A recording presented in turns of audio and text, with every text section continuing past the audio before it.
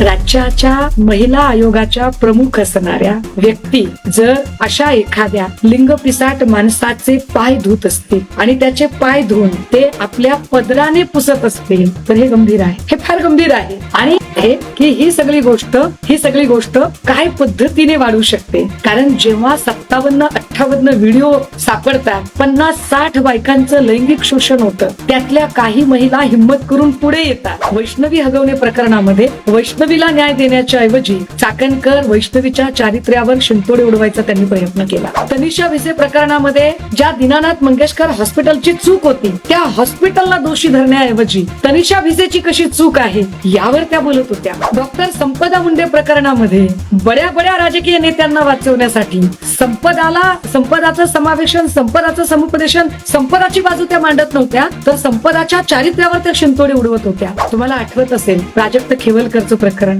या खेवलकरच्या प्रकरणामध्ये त्यांची काहीच गरज नव्हती. नार्कोटिक्स डिपार्टमेंटशी महिला आयोगाचा संबंधच येत नाही. महिला आयोग हा पत्रकार परिषदा घेण्याचा अधिकार नाही. महिला आयोगाला पोलीस तपासात ढवळाढवळ करण्याचाही अधिकार नाही. तरीही खेवलकर प्रकरणात त्या घाईघाईने पुढे आल्या. त्यांनी पत्रकार परिषद घेतली. त्यांनी अत्यंत व्यक्तिगत आपली राजकीय दुश्मनी काढायचा प्रयत्न केला. अगदी त्याच पद्धतीने संपदा मुंडे प्रकरणात कारण नसताना त्यांनी व्यक्तिगत पातळीवर येऊन ढवळाढवळ केली आणि संपदाच्या चारित्र्यावर शिंतोडे उडवायचा प्रयत्न केला. त्या चाकणकर आज मात्र त्यांनी एकही पत्रकार परिषद घेतली नाही. त्याच्यावरती एका चकार शब्दानं बोलल्या नाही की होय, ज्या 50-60 महिलांचं लैंगिक शोषण झालेलं आहे त्या महिलांच्या सोबत मी आहे आणि या माणसाला जास्तीत जास्त शिक्षा होण्यासाठी मी प्रयत्न करेन. खेवलकर प्रकरणात किंवा संपदा मुंडे प्रकरणात ज्या फार अतिउत्साहाने वागत होत्या त्या या प्रकरणात मात्र मूग घेऊन गप्प बसल्या, किंबहुना गायब झाल्या.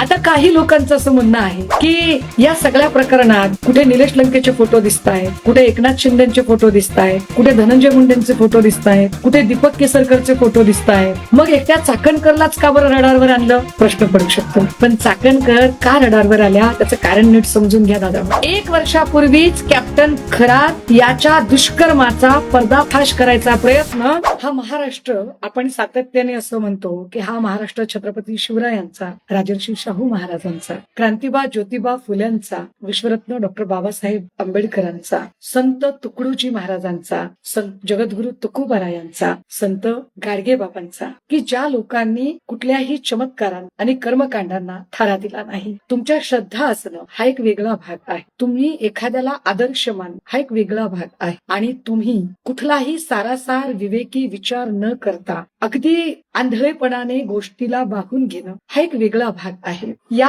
सगळ्यातूनच जो कियास निर्माण होतो, जो एक गोंधळ निर्माण होतो, त्या गोंधळाच्या स्थितीवर काय उपाय असावे सातत्याने आपल्याकडे अंधश्रद्धेच्या विरोधात लढण्यासाठी म्हणून. कारण अंधश्रद्धेला बळी पडून कुणी नरबळी दिली, कुणी घरातल्या सुनेचा किंवा घरातल्या लेकरांचा, बालकांचा बळी दिला. अशा अनेक घटना घडल्या. कुठला तरी पूल वाढत नाही म्हणून पुलाखाली माणसं घातली. अशा अनेक घटना घडल्या. अर्थात हे सगळे अंधश्रद्धेची बळी होते. पण अशा अंधश्रद्धा फोफावतात कधी? अशा अंधश्रद्धा वाढण्याचं कारण काय? कारण माणसं एकाचं बघून दुसरा अनुकरण करत जातो. त्यातली त्यात ज्याचं अनुकरण केलं जाते ती व्यक्ती जर कुठल्या तरी प्रातिनिधिक पदावर असेल तर मग तर ते अनुकरण अगदी आगीच्या वनव्यासारखं फोफावत जातं. आज सकाळपासून जे व्हिडिओज आपल्या समोर आले, आज सकाळपासून ज्या अनेक माहिती आपल्या समोर आली, काही लोकांच्या मोबाईलमध्ये कदाचित ते आक्षेपार्ह व्हिडिओही आलेले असतील. हे सगळं बघितल्यावर आपलं डोकं बधीर व्हायला लागतं आणि आपण विचार करतो की अरे आपण आदर्श कोणाला मानतोय. कारण राज्याच्या प्रमुख पदावर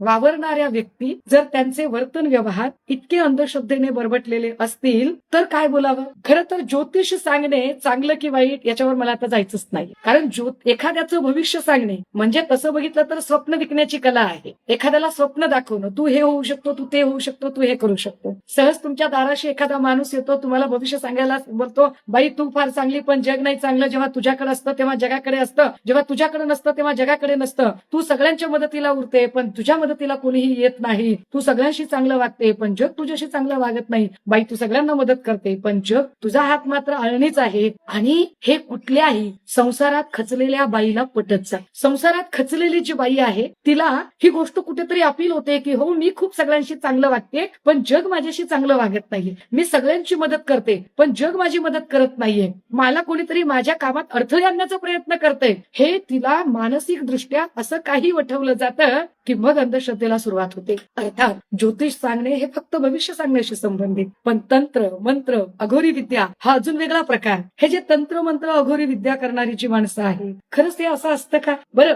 याला बळी पडणाऱ्या स्त्रिया जर ग्रामीण भागातल्या असतील, खेड्यापाड्यातल्या असतील, तर आपण समजू शकतो की एखादी ग्रामीण भागातली स्त्री या गोष्टीला बळी पडलेली आहे बा, आणि त्या बिचारीला कळत नाहीये. परंतु शिकल्या सवरलेल्या महिला जर बळी पडत असतील तर दादा हो, एखाद्या पुरुषाचा सगळ्यात सन्मानाची जागा काय, तर त्याने डोक्यावर बांधलेला फेटा, की तो फेटा त्याने कोणाच्याही पायात ठेवणे म्हणजे त्याचा अपमान होणे आहे. आणि एखाद्या स्त्रीसाठी सन्मानाची बाब काय, तर तिचा असणारा पदर अत्यंत सन्मानाची बाब. राज्याच्या महिला आयोगाच्या प्रमुख असणाऱ्या व्यक्ती जर अशा एखाद्या लिंगपिसाट माणसाचे पाय धुत असतील आणि त्याचे पाय धुवून ते आपल्या पदराने पुसत असतील तर हे गंभीर आहे, हे फार गंभीर आहे. आणि आहे की ही सगळी गोष्ट काय पद्धतीने वाढू शकते. कारण जेव्हा 57-58 व्हिडिओ सापडतात, 50-60 बायकांचं लैंगिक शोषण होतं, त्यातल्या काही महिला हिंमत करून पुढे येतात, तेव्हा गरज असते की या महिला कधी कधी आपल्या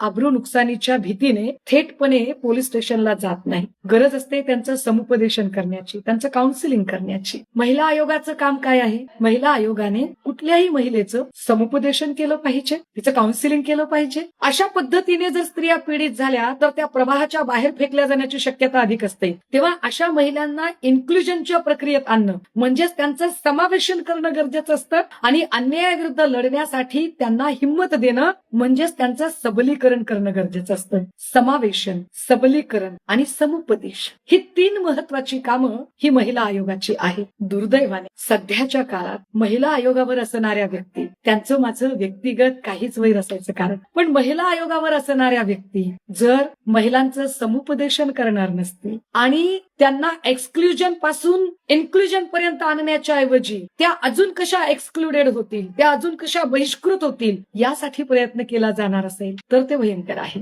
कारण बघा, वैष्णवी हगवणे प्रकरणामध्ये वैष्णवीला न्याय देण्याच्या ऐवजी चाकणकर वैष्णवीच्या चारित्र्यावर शिंतोडे उडवायचा त्यांनी प्रयत्न केला. तनिषा भिसे प्रकरणामध्ये ज्या दीनानाथ मंगेशकर हॉस्पिटलची चूक होती त्या हॉस्पिटलला दोषी धरण्याऐवजी तनिषा भिसेची कशी चूक आहे यावर त्या बोलत होत्या. डॉक्टर संपदा मुंडे प्रकरणामध्ये बड्या राजकीय नेत्यांना वाचवण्यासाठी संपदाचं समावेशन, संपदाचं समुपदेशन, संपदाची बाजू त्या मांडत नव्हत्या, तर संपदाच्या चारित्र्यावर त्या शिंतोडे उडवत होत्या. तुम्हाला आठवत असेल प्राजक्त खेवलकरचं प्रकरण. या खेवलकरच्या प्रकरणामध्ये त्यांची काहीच गरज नव्हती. नार्कोटिक्स डिपार्टमेंटशी महिला आयोगाचा संबंधच येत नाही. महिला आयोग हा पत्रकार परिषदा घेण्याचा अधिकार नाही. महिला आयोगाला पोलीस तपासात ढवळाढवळ करण्याचाही अधिकार नाही. तरीही खेवलकर प्रकरणात त्या घाईघाईने पुढे आल्या. त्यांनी पत्रकार परिषद घेतली. त्यांनी अत्यंत व्यक्तिगत आपली राजकीय दुश्मनी काढायचा प्रयत्न केला. अगदी त्याच पद्धतीने संपदा मुंडे प्रकरणात कारण नसताना त्यांनी व्यक्तिगत पातळीवर येऊन ढवळाढवळ केली आणि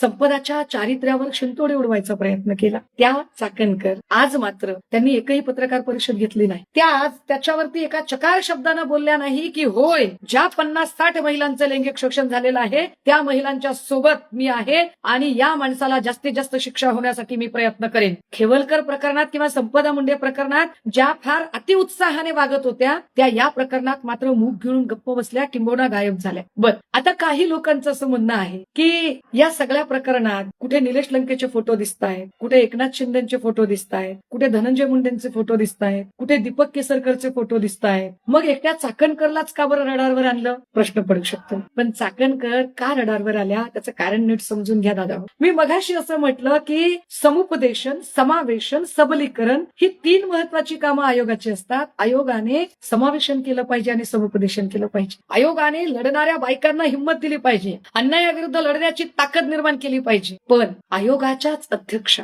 जर प्रकरण दडपडत असतील तर, मी मगाशी माझ्या आधीची एक पोस्ट बघा, मी ट्विटरला आणि सोशल मीडियाला एक पोस्ट केली ज्याच्यामध्ये मी एक पत्र शेअर केले. हे पत्र आहे नाशिकच्या तिथल्याच एका स्थानिकच्या एका खबरदार पुढारी नावाच्या वृत्त संपादकाचं पत्र आहे. काय पत्र आहे? 1 वर्षापूर्वीच कॅप्टन खरात याच्या दुष्कर्माचा पर्दाफाश करायचा प्रयत्न या जागरूक पत्रकाराने केला होता. आपण म्हणतो ना पत्रकार विकले जात आहेत, नाही हो, पत्रकार लढाईची तयारी ठेवतात, पण पत्रकारांचं बळ कसं हिरावून घेतलं जातं बघा. या नाशिकच्या पत्रकाराने लढायचं ठरवलं, त्याने पर्दाफाश करायचं करायचा ठरवला. चाकणकर काय म्हणाल्या आज? चाकणकर म्हणाल्या की माझा काही संबंध नाहीये, मला काही माहित नाही त्यांच्या वैयक्तिक आयुष्याबद्दल, मी फक्त ट्रस्टवर होते. पहिलं तर तुम्ही त्या ट्रस्टवर कशा आहात? बरं, तुम्ही म्हणताय की माझा फक्त ट्रस्टशी संबंध आहे, मी वैयक्तिक आयुष्यात नव्हते. जर त्या वैयक्तिक आयुष्याशी त्यांचा संबंध नसेल तर कॅप्टन खरातच्या मुलीच्या लग्नात चाकणकर स्वतः अवभगत का करत होत्या सगळ्या पाहुण्यांची? जर वैयक्तिक काहीच संबंध नसेल तर कॅप्टन खरातची भाची चाकणकरांच्या घरात काय करते? आपण इतक्या खोलात नको जायला, अजून जरा सोपं करूया. त्या म्हणतात की कॅप्टन खरातचं काय चाललं होतं मला माहित नाही. खोटं बोलताय चाकणकर. जर तुमचे समर्थक हा व्हिडिओ बघत असतील, आणि मला माहिती आहे ते खात्रीने तुम्हाला हा व्हिडिओ पाठवणार आहे, तुम्ही बोलणार नाही, तुम्ही गायब होणार, तुम्ही नंतर गनिमी काव्याने तुम्ही लोकांच्या पाठीत खंजीर खुपसणार आणि तुम्हाला वेळ मिळाल्यावर तुम्ही खोट्या केसेस टाकणार. तुमची सगळी कार्यपद्धती माहित आहे. पण चाकणकर, तुम्ही म्हणताय की तुम्हाला काहीच माहित नव्हतं, तर मग साधा प्रश्न आहे. 1 वर्षापूर्वी खबरदार पुढारी या वृत्तपत्राच्या संपादकाने जेव्हा हे सगळं प्रकरण बाहेर आणण्याचा प्रयत्न केला, तेव्हा त्याला नोटिशी पाठवून धमकावण्याचा प्रयत्न तुम्ही का केला? त्याचा माफीनामा तुम्ही का घेतला? तो माफीनामा मी टाकलाय म्हणून चाकणकरांना प्रश्न विचारले पाहिजे आणि म्हणून चाकणकरांना त्या पदावरून उतरवलं पाहिजे. का चाकणकरांना पदावरून उतरवायचं? तर त्याचं परत एकदा कारण सांगते. अशोकराव चव्हाण मुख्यमंत्री असताना वर्षा बंगल्यावर त्यांनी सत्यसाईंना बोलावलं आणि सत्यसाईला बोलावल्यावर पुरोगामी महाराष्ट्रातनं सगळीकडनं त्यांच्यावर टीकेचा वर्षाव झाला. माणिक कोकाटे यांचा ऑनलाईन रमी खेळतानाचा व्हिडिओ बघितला गेला आणि माणिकराव कोकाटेंना पदावरून पायउतार व्हावं लागलं. धनंजय मुंडेंचा संतोष देशमुख हत्या प्रकरणात तसा काही संबंध नव्हता, ते काही कुठे सुराविरा घेऊन गेले नव्हते. परंतु धनंजय मुंडे आणि वाल्मिक कराड यांची मैत्री ही अख्ख्या जगाला माहित होती. त्यामुळे वाल्मिक कराडला धनंजय मुंडेंच्या मैत्रीचा फायदा होऊ शकतो. धनंजय मुंडे मंत्रिपदावरून वाल्मिक कराडला मदत करू शकतात असं वाटून धनंजय मुंडेंनी राजीनामा दिला पाहिजे ही मागणी सगळ्यांनी केली, अगदी मीही केली आणि धनंजय मुंडेंचा राजीनामा झाला. आता चाकणकरचा राजीनामा याच न्यायाने झाला पाहिजे, कारण चाकणकर दर वाढदिवसाला जाऊन जो उल्लेख करतायत की गुरुतुल्य पितृतुल्य गुरु माऊली, की माझे आई बापच्या ठिकाणी कोण आहे तर कॅप्टन खरात आहे, माझ्यासाठी गुरुतुल्य आहे, माझं पितृतुल्य व्यक्तिमत्व आहे, माझी गुरुमाऊली आहे. अशी गुरुमाऊली, ज्या गुरुमाऊलीला आयोगाच्या अध्यक्षात छत्री धरत असतील, आयोगाच्या अध्यक्षात पाय धुवून आपल्या पदराने त्याचे पाय पुसत असतील, तर पीडित महिला न्याय मागायला पुढे येतील का? पीडित महिलांच्या मनात हा विचार येणार नाही का की अरे आम्हाला ज्यांच्याकडे न्याय मागायला जायचंय आणि ज्याच्या विरोधात न्याय मागायला जायचंय त्याचेच पाय जर त्या धुत असतील तर आम्हाला न्याय कसा मिळणार? आणि तसं पॉलिटिकल प्रिव्हिलेज त्यांनी दिलं वर्षभरापूर्वी, हे आता स्पष्ट झालंय. 1 महिन्यापूर्वी संगमनेरमध्ये घटना घडली, तिथे पण एक गुन्हा असाच नोंद झाला. तेव्हाही त्या संगमनेरच्या कुटुंबांना कुणी फोन केले, त्याचे सीडीआर आता बाहेर आले पाहिजेत. कालपासून त्याला वाचवण्यासाठी ज्यांनी फोन केले त्या प्रत्येकाचे सीडीआर बाहेर आले पाहिजेत. हे जे असे राजकीय वरदहस्त लाभल्यानंतर ही माणसं जर सर्वसामान्यांच्या जीवाशी खेळत असतील, कारण महिला आयोगावरची एक अध्यक्षा बाईच जर पाय धुते आणि पदराने पाय पुसते म्हटल्यावर खेड्यापाड्यातल्या बायका कच्छपी का लागणार नाही? खेड्यापाड्यातल्या बायकांना, अशिक्षित बायकांना दोष देण्यात काय अर्थ आहे? एका प्रमुख पदावरच्या व्यक्तीचं वर्तन व्यवहार समाजात किती दूरगामी परिणाम करू शकतं याचं हे फार मोठं उदाहरण आहे. आणि म्हणून राज्याच्या उपमुख्यमंत्री तथा अजितदादांसारख्या कर्तृत्ववान नेतृत्वानंतर या पक्षाची कमान ज्यांनी सांभाळलेली आहे त्या राज्याच्या उपमुख्यमंत्री तथा राष्ट्रवादी काँग्रेसच्या राष्ट्रीय अध्यक्षा आणि महिला नेत्या असणाऱ्या सुनेत्रा वहिनींना आमची विनंती आहे की कृपया हे समजून घ्या की राष्ट्रवादी काँग्रेसची अशी काय राजकीय अपरिहार्यता आहे की आपल्याला महिलांना न्याय देण्याऐवजी महिलांचं चारित्र्य हनन करणाऱ्या महिलेला या पदावर ठेवावं लागतं. यावर आपण नक्की विचार करावा आणि या संबंधाने ठोस पावलं आता सन्माननीय उपमुख्यमंत्री सुनेत्रा वहिनी यांनी उचलावी, हेच या व्हिडिओच्या द्वारे आमचं अपील आहे.